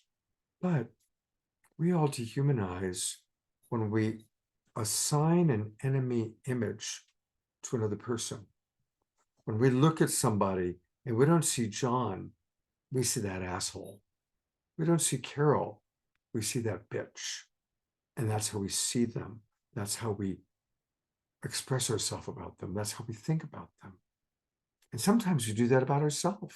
Oh my God, I'm such an idiot. And so noticing when we use dehumanizing terms in our language or in our thinking or in our expression of another, if we want to create peace in the world, we commit to removing that. We commit to noticing when we do them, when we think that way, or certainly before we express it. Now, most of the time, when we have a thought like that about someone, it's because that person's made a choice or they have a behavior that perhaps has hurtful consequences on us. So this is again where discernment comes in. Never make the being bad. Don't assign an enemy image to the being, but instead recognize what's the choice or the behavior that's having a consequence on myself or on someone else. And to really make that distinction, the being is always divinity. The being is always God, life, experiencing itself fully as John, as Carol, as Scott, as Eden, as the twin ray, as the writer of the article. That's always God experiencing itself as the being. But we can acknowledge that when you made this choice, when you wrote that article, it had the consequence of spreading things that are not true, as an example. So let's just try and, as Global Peace Tribe members, and thank you, Marshall Rosenberg, up in heaven, my great, beautiful mentor.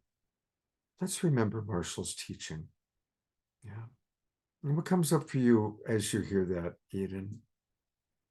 I love that expression, do not make an enemy image out of anyone. That's powerful to remember. Even as our fight and flight mechanism might be going off, it's like to remember that it's not real, it's that projection. And if we can come back to the heart, it's like a veil lifts and there's our friend again, there's our fellow human again, not that demon or that bad guy. Scott, something miraculous has happened tonight during this call that I think it's really important that I read this share in the chat. Andrew says, thank you, Scott, for this discussion. I'm in gratitude of this authentic conversation. I was very reactive and attacked a longtime friend of mine and turned against them, killing our friendship. But after listening to you, I was able to write a heartfelt letter to them, ending with ho'oponopono. I really gave my all and explained where I was coming from and what upset me. And I explained how I felt she must be feeling from what she told me that had made me very reactive. And he goes on to say to Dana, who gave him a heart, I valued my friendship with this person and knew them for 20 years or so. And I was so mean to them. But that's not true of the real me. And I felt horrible. I totally reversed this energy in an email I wrote during this call. Wow. Oh, thank you, Andrew. Thank you. Wow. That's beautiful. Thank you. Thank you. It brings tears to my eyes. It's so important. This medicine we're sharing together, all of us, and so important. Mm. I'm kind of really blown away by that. Thank you, Andrew. Thank you. I'll go to some comments. And if anybody else wants to speak, you can raise your hand or let us know in the comment. Susan just says the power of love. Absolutely. And Richard writes, what a great Zoom tonight. Thank you. This conversation is the most important one I've heard in so long from Andrew. Jerry, our wild monk. Keep the actor and the acting separate. I love that. That's great. Diane, I so agree, Scott. We can do more harm to ourselves than what anyone else can do. So thank you, Global Peace Tribers. I see Ian raising his hand. So Ian, I'm going to put the spotlight on you and unmute you. Hi, Ian. Hello. This has been a wonderfully enlightening show tonight, and I thank you deeply. I'd like to comment on my relationship with my father. My father was in the First World War, and he fortunately survived. And he was a very strict man who liked a great deal of order around him, and was made sure that that happened. And I, very early in my life, did not like my father, and I didn't want to be like him. And I can remember he walked with very splayed feet. I consciously walked with my feet straight ahead at the age of 5 or so. And I held this feeling up into my 30s, and I almost didn't go to his funeral when he passed because I was still so angry with him.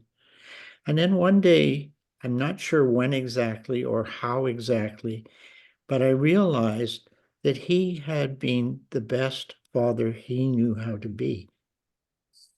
And I totally forgave him.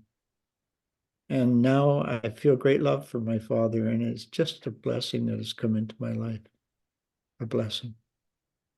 Thank you, Ian. Thank you so much. Thank you. Mm. Thank you for Powerful. letting me share it.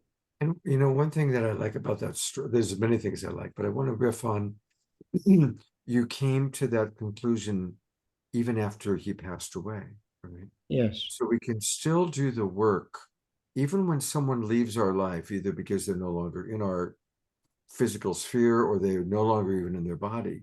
We can still do the work of repair and resolution. So Yeah. that's an important In thing. my meditation now, I send him love. Mm, Yes. thank you. Thank you. That's beautiful. Thank you.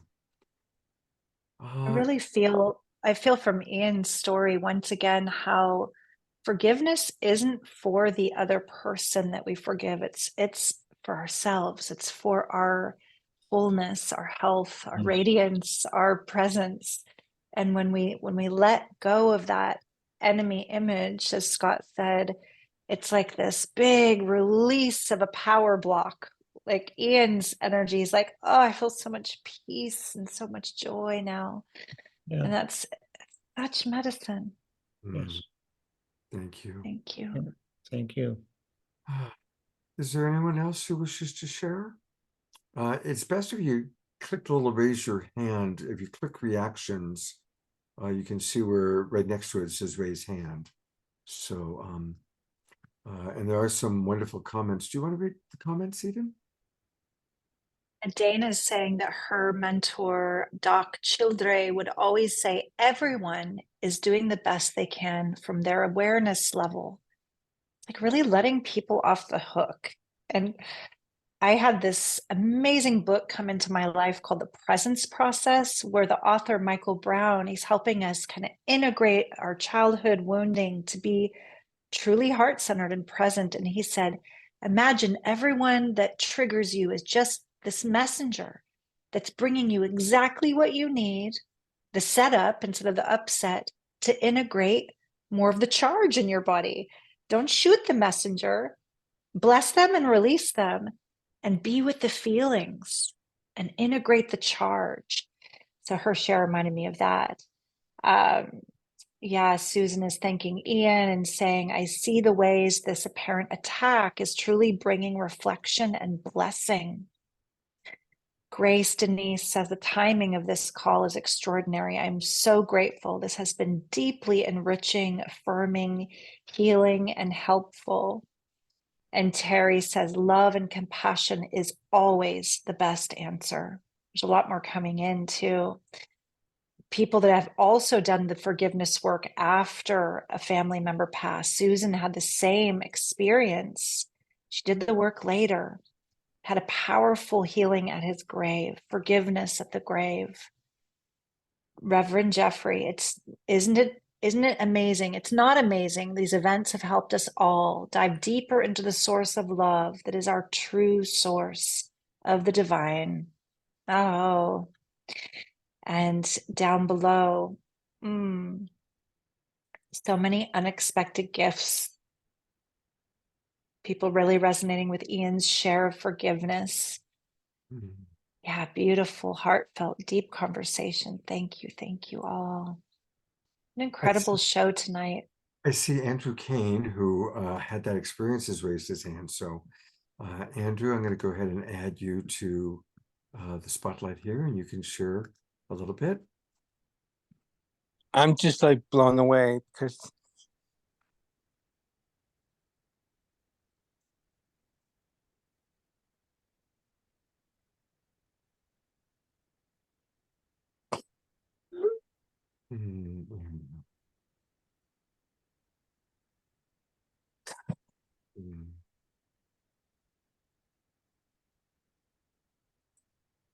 Sorry. Um, no, when I was prepping for my Earth Day event, which happened on the 22nd, 21st, and 21st, I was so very busy. So very busy. I didn't have a moment for myself. I'm the only one organizing this event, and there was so much to do. And my friend, for like 20 or so years, was in the hospital for psychological breakdown. She had an emotional breakdown, and I couldn't visit her because I was so busy. I didn't have a moment. And when I spoke to her a few days ago, she was upset because I didn't visit her. And instead of having compassion, understanding, and empathy for her, it was the reverse. And I don't understand why it happened, but sometimes I get triggered and I get reactive, and it's not the true me. I'm a peacemaker. I want peace on earth. That's all I want. I want peace. Yet there's parts of me that are not always peaceful because I get reactive and triggered, and I don't know how to handle it. And I know about the Ho'oponopono, and I know about the what is it called, the communication that you nonviolent communication. Yes. I actually met her at a nonviolent communication course in New York City. That's how I met her. Wow. Yet I killed the relationship by texting her, saying mean things to her. And for the past number of days, I've been thinking about it and how, like, you know, I don't have, I know a lot of people, but I don't talk to a lot of people on the phone. And she's one of the people I talk to because she has a lot of medical issues, and I'm always concerned about her. Yet she was upset I didn't visit her in the hospital, and I explained to her that I was too busy, and this call, I'm not always on your calls. I have to be honest with you. I love your Awakening World. I want to be on every single one, but I just happened to fall onto this one. And when I started hearing the conversation, I totally got into a space of like, holy shit, whoa. And I just like somehow got so present to her and wanting to write the email. And as you were having this conversation, I literally was writing the email. And I wrote it and I sent it. And then I shared. And then I just felt I needed to share this on live with you. Thank you so much, Andrew. Thank you for your vulnerability, your humility, and a reminder of the motto of my company, Love Coach Academy: how perfectly human. How perfectly human that even though we so want to always be in a state of love, sometimes we get abducted by our reptile brain. As Eden said, when somebody's coming at us, when we're hurt. And actually, it's a good segue. I want to read something that Dorina sent. I'm going to put it up so people can read it with me. This is from Dorina in Ecuador. Hurt people hurt others, but luckily, healed people heal others. Safe people shelter others. Free spirits free others. Enlightened people illuminate others. And love always wins. So shine your light of love on all who may cross your path in life, because what you do matters. Beautiful. Thank you so much, Dorina, for that. Yeah, and thank you, Andrew, for your vulnerability and your courage to come on and share more of the story. And just, it's good medicine in that kind of powerful, like we are doing the work together way, and it's happening now. Thank you, Eden. Thank you, Andrew. Thank you, Scott. I think we're winding down. We're close to 8 o'clock.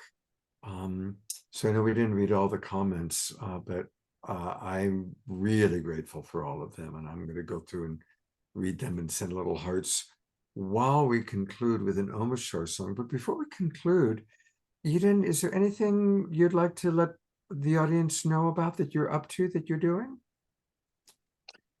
Well, there's an opportunity that happened today, but it's not too late. I had a wonderful free live spiritual masterclass called Awaken Your Inner Oracle.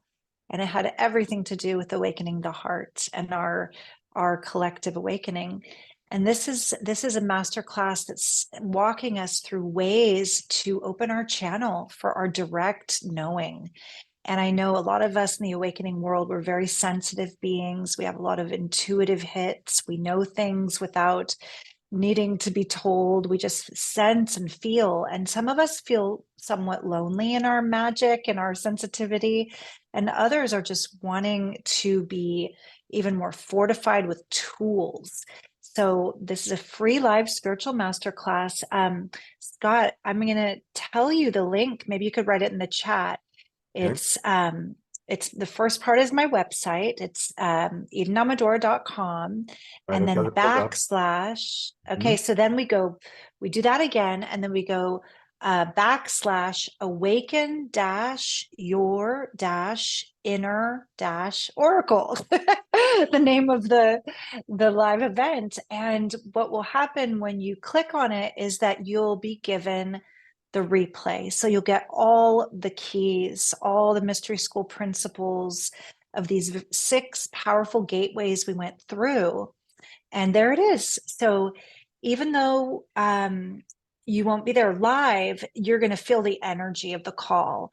And as soon as you claim your seat in the circle by giving your email, you'll be sent the replay of this really fun call that I did with my beloved soul sister, Charlotte Sophia.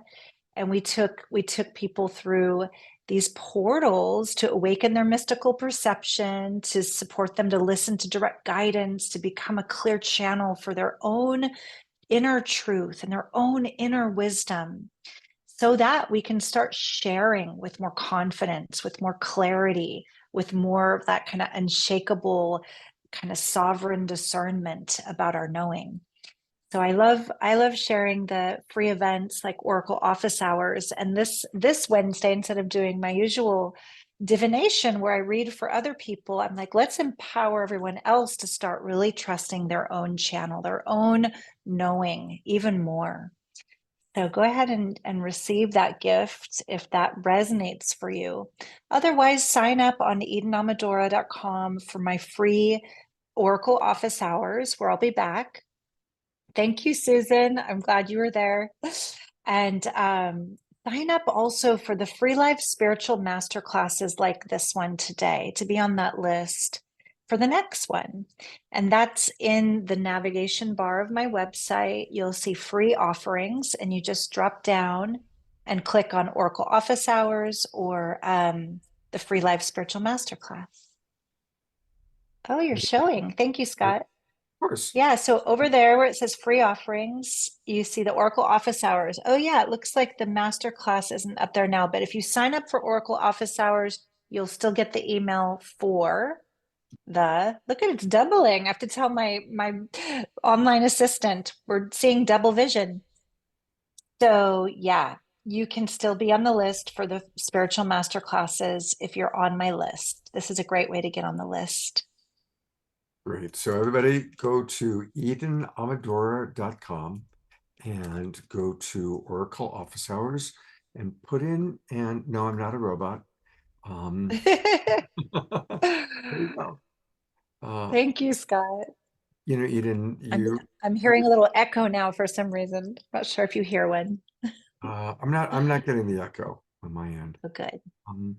Thank you so much. For, you know, when I knew that I wanted to do this, I was like, okay, I need to address things, but I want to do it from the high road. Right away, I was like, God, I hope Eden will do this with me. So it's such an important conversation. I was like, how do we create the opportunity to really just go even deeper into that beyond duality, polarity place? And we can feel how everyone was so ready for this conversation, and it was so rich, so alive. Thank you, Katrina. Well, thank you, everybody. Thank you for being here. Thank you to anybody watching the recording. A lot of people are going to watch the replay. greetings to all of you out in Facebook land. Thank you to the Sign Network for getting us out to so many people. Really grateful for all of that. A couple of quick announcements, and we'll conclude with a song. This Saturday night, it's Mother's Day weekend. And so I thought it would be wonderful to honor our big mama, our Pachamama, Earth Mother Gaia. And we've got some amazing presenters. We've shown the message from the mother, from the Kogi people a few times on this show. The woman you're seeing there, Giati, she is the woman who made that video.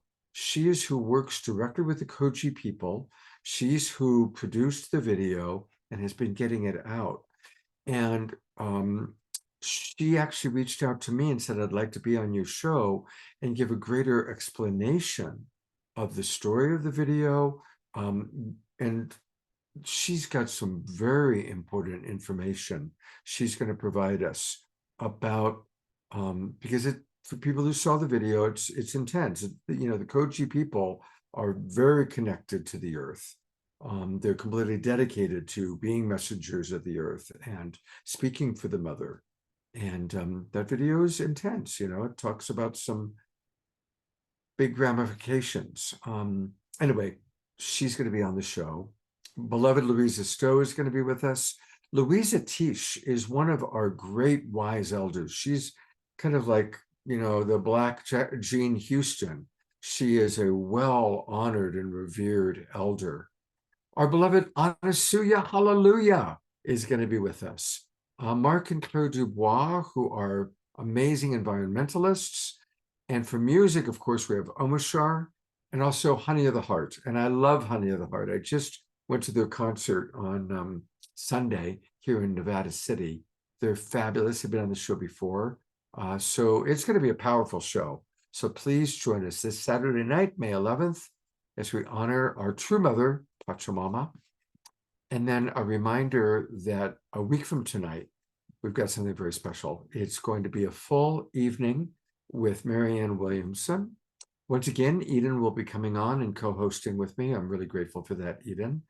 And also joining us will be Deborah Giusti and Tangela. So 3 of my favorite co-hosts, 3 of my favorite human beings. And the 4 of us will be asking questions of Marianne and taking your questions. So you want to make sure you are in the Zoom room for this. Now, there will be a separate Zoom room. The one that we normally use for Wednesday night will not work. For all of you who are already registered subscribers, which is everybody in the Zoom room right now, make sure you check your email because I'll be sending you a special link. For those of you watching on Facebook, now is a good time to join the Global Peace Tribe. And we're actually offering a special. So join the Global Peace Tribe now. And for new subscribers, we're giving you a special. Go to globalpeacetribe.com and you can learn all about that. Just click where it says, click for Marianne Williamson. So that's what we've got coming up. Eden will be back with us a week from tonight. And hopefully all of you will be with us for Saturday night, because that's going to be a very powerful show. And I'm so excited to speak to Marianne again. This is great. and she's got a lot to say, a lot to share. So it's going to be a very dynamic evening. And thank you, Eden, so much for being my friend, for being a precious, beloved member of our Global Peace Tribe, of our awakening world, the work you're doing with the Divine Feminine and helping, and your Oracle office hours, which are awesome, you guys. Every Wednesday night or Wednesday day, do the Oracle office hours. It's so much fun. And thank you for I love it when you come, Scott. It always lights me up when I see you there. Like, yay! It's on my calendar, and I really try and come, but sometimes I've got clients, and but I'll try to be there as much as I can. I love you so much. Thank you for having me. Thank you, everybody. It was so wonderful to see you all and to be with you again, too. So much love. Only love. Thanks for all the comments. I'll do my best to read and respond while we listen to our closing song from our beloved brother, Omashar.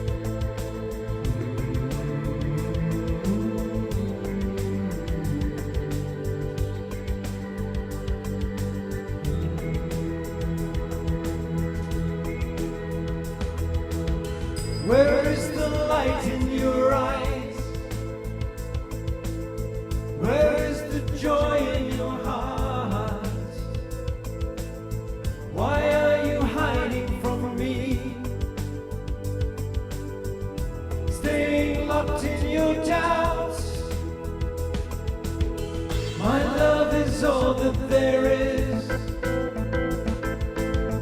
Your fear is hurting you so. I know it's all that you feel, and that it's hard to let go, let go, let go, go, go, go, go, go, go,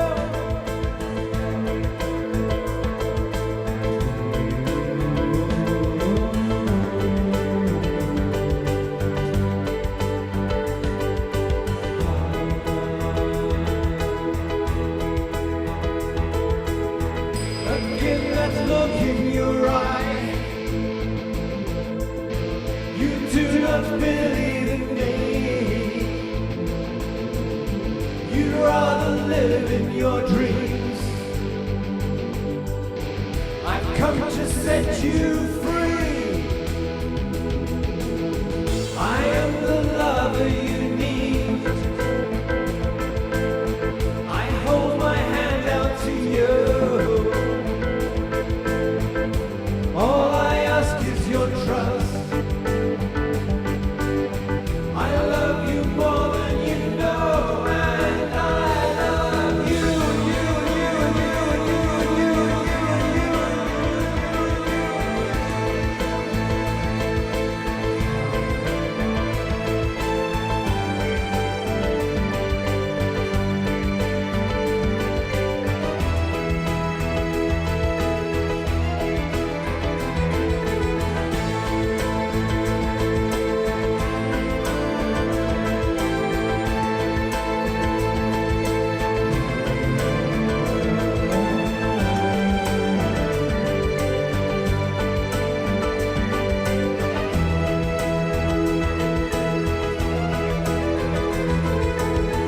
I see you longing for home.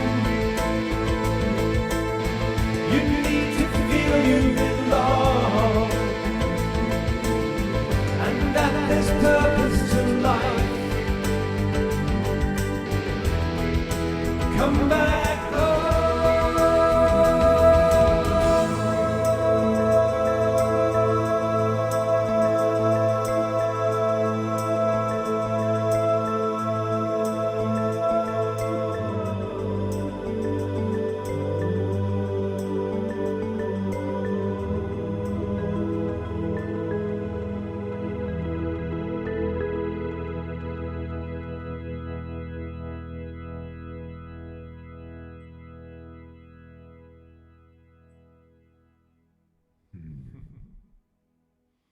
One last twinkle for our beloved Omashar and for each other. Ah, what a beautiful global peace tribe we are.